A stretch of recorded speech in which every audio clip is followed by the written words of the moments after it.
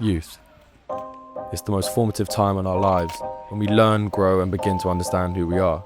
It's often said that young people are the hope of the future, but right now that hope is under threat. Nearly half of all the health problems affecting young people today aren't physical, they're mental. In the UK, 1 in 5 young people now live with a probable mental disorder, the highest it's ever been. Suicide rates amongst young people are at a record high, with 200 young people taking their lives each year. The crisis is at breaking point. And when the mental health of young people is overlooked, the consequences aren't just statistics, they're people. My name is Joe Pullman, and in 2023, my friend Ben Hope took his life at just the age of 19.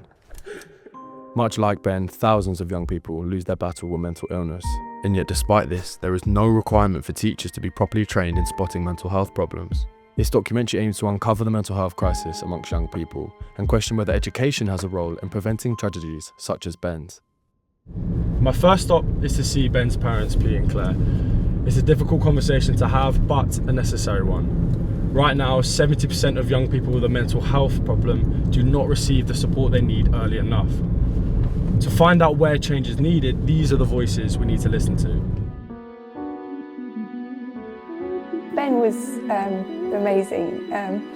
It's hard to describe what a wonderful kid he was. He was so smart, so smart. He felt like a blend of the two of us, particularly. Every parent would say that, but he had parts of me and parts of Claire that were so clearly delineated, and I know everyone thinks that their kids are special, but I think Ben was a special boy.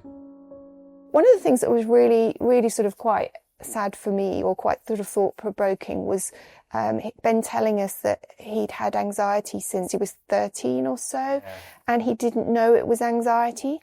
Despite how young 13 may sound, cases like Ben's aren't uncommon. Mental health activist Ben West says assuming children are too young to face mental illness or talk about it is a dangerous misconception. There's no such thing as being too young to have a conversation and an education about mental health and emotions. I work with some very senior psychologists, and one of the questions I like to ask is, what's your youngest client or what's your youngest patient? I've had psychologists tell me they've been treating 3-year-olds, 4-year-olds, 5-year-olds for self-harm and serious mental illness. For many, having these conversations at a younger age could prove to be vital. When I was 13, that's when I had my first suicide attempt, and I didn't tell anyone. I felt so ashamed. I think I always knew I needed help, but I felt like it was a me problem, so I need to solve something within myself. I didn't want to ask for help because I didn't want to let anyone down, but also you just don't know what help to ask for. In a system where many struggling young people are without the right knowledge or support, everything can change in one moment, and the consequences can be devastating. The night before he died, we had a lovely conversation in the car, and we were laughing and joking because he'd been invited to this party in Southampton on a boat, and he was going, "Oh, it's going to be amazing, Mum." And we just had a really good laugh, and then he said, "Oh yeah, I better go now." So off he went, and that was it. Kaya phoned Pete, and I heard Pete just making this most awful noise, and I knew the second he made that noise, I knew that Ben was dead. I had this maybe for 3-4 months, like a weight in my chest. Still now, even multiple times a day, and something will happen. I mean, something really stupid that reminds you of Ben. But yeah, it's hard, really hard. As I spoke to those affected, there appeared to be a reoccurring flaw in the system. Certainly for Ben, there was no awareness or education sort of in his earlier years around this is not normal. I cannot pinpoint even 30 minutes in my entire school life where we were taught about mental health at all. There's no requirement for you to know anything about mental health as a teacher in the UK. But you're expected to safeguard children with mental health concerns, and actually as a teacher you're recognised as Tier 1 of CAMS, which is the Child and Adolescent Mental Health Service. So legally you're seen as a mental health professional, but you're not given any training to do that at all.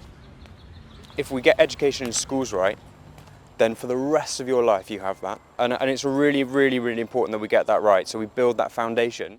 So what current mental health education are schools providing? Since 2020, mental wellbeing lessons have been introduced, but there's no set curriculum and no minimum teaching time. Multiple petitions have called for better mental health education in schools.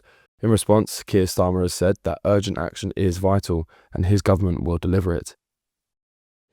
There is hope for the future. Tunbridge School in Kent was the first in the UK to introduce mindfulness into the curriculum, a practice that helps students build awareness of their thoughts, emotions, and how to manage them. It made a tremendous difference to my life. I was 25, 26. My head was just full all the time of questions, I suppose. And when I sat and I followed my breathing for 20 minutes, I just thought, why hasn't somebody told me this before? Why didn't I learn this at school? And so I thought I'd love to teach people this. Where is your mind at the moment? Where's it going?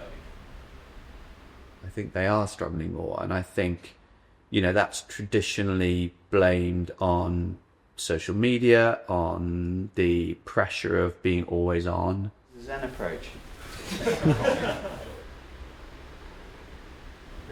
You've got next week GCSEs, isn't it? I think it is definitely something that I can fall back onto if I was struggling with my mental health, because a lot of times it can feel like you don't have any resources to go to, but I think it's really key that we get teachers trained and teachers understanding what mindfulness is to then roll it out to more and more students. I hope that things are beginning to turn. Feels like maybe we're at a turning point. Imagine if a child could grow up with a bit of sport, a bit of mindfulness, good sympathetic ears they could talk to, if we were really focused on their pastoral care rather than just bang, bang, bang, grades. That would make a difference. This journey began with the loss of a friend, but as the voices in this film have shown, his story is not an isolated one. It's part of a wider crisis affecting a generation. We've seen the impact of this crisis and what happens when schools aren't equipped to help. But we've also seen what's possible when education listens and gives young people the tools they need. Change is not out of reach. It begins in the classrooms, in conversations, and in the courage to act before it's too late.